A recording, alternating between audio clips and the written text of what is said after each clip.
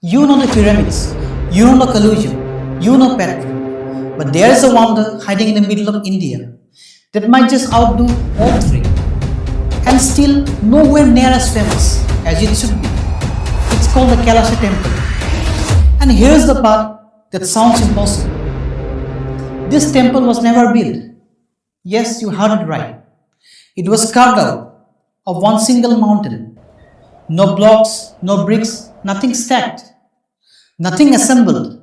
Just a team of people standing on the top of a cliff with hammers and chisels who decided to carve downward until a three-story temple appeared up a volcanic mountain. They didn't build this temple, they uncovered it. And the reason they carved it this way goes beyond engineering. At the heart of it, it's a dying king, a desperate queen, and a promise she made with no idea if it could be ever kept. Back in the 8th century, Emperor Krishna I of the Rashtrakuta Dynasty was dying and nothing could save him. Not the best healer in the kingdom, not his gold, not his crown. His queen, the Maharani, made a vow to Lord Shiva: "Save my husband, and I will build a temple." She won't eat again until she saw the temple spire, its shikara, rising against the sky.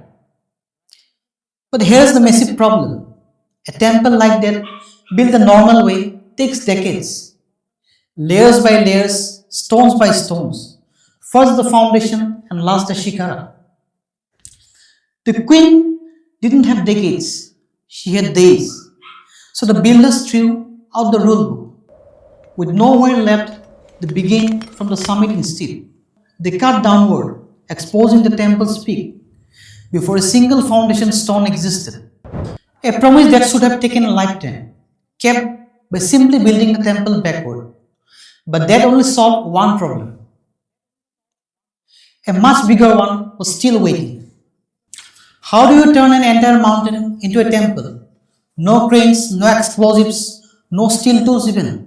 Just iron chisels and hammers and pickaxes against a solid wall of basalt. Archaeologists estimate around 200,000 tons of rock were removed to make this happen. 200,000 tons cut away by hand. Whole depth of the mountainside, day after day after day. And here's make it so much harder than ordinary construction.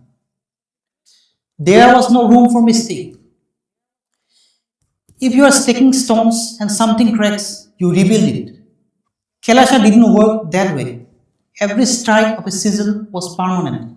Cut too much rock in the wrong place and you don't get a redo. The whole ceiling above you could come down. So the builders worked in reverse.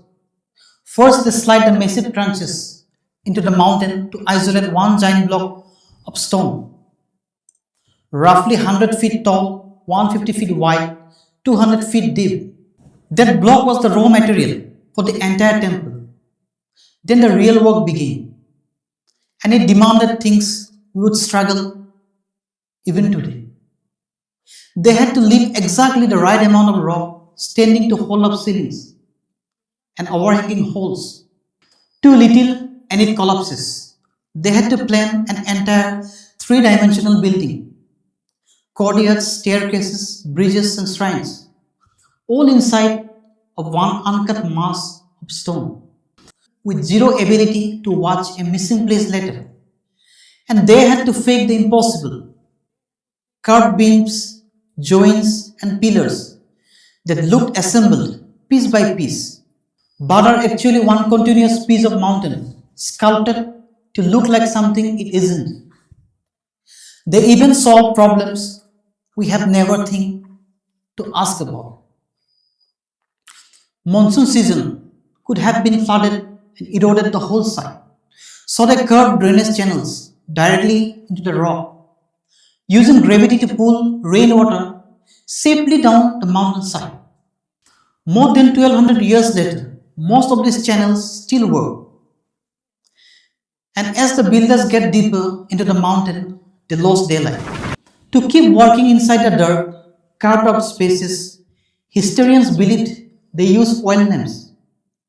But that brought a new problem. The smoke and soot from the lamps make it harder to even see what they were carving. But Kailasa was never just an engineering problem to solve. Every wall is covered in carvings, gods, battles, dancers, entire scenes from ancient epic. The whole temple was designed as a symbol of Mount Kailash itself, the mythical home of Shiva. It wasn't built to look at, it was built to walk through. Every staircase, courtyards, places to guide you through a story, not just a structure.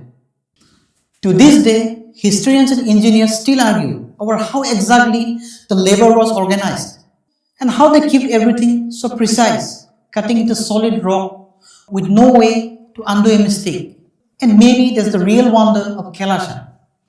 Not just this was carved from a single mountain, but that it started as a woman's desperate promise and ended up becoming something that would outlast her, her king, and every empire that came after them.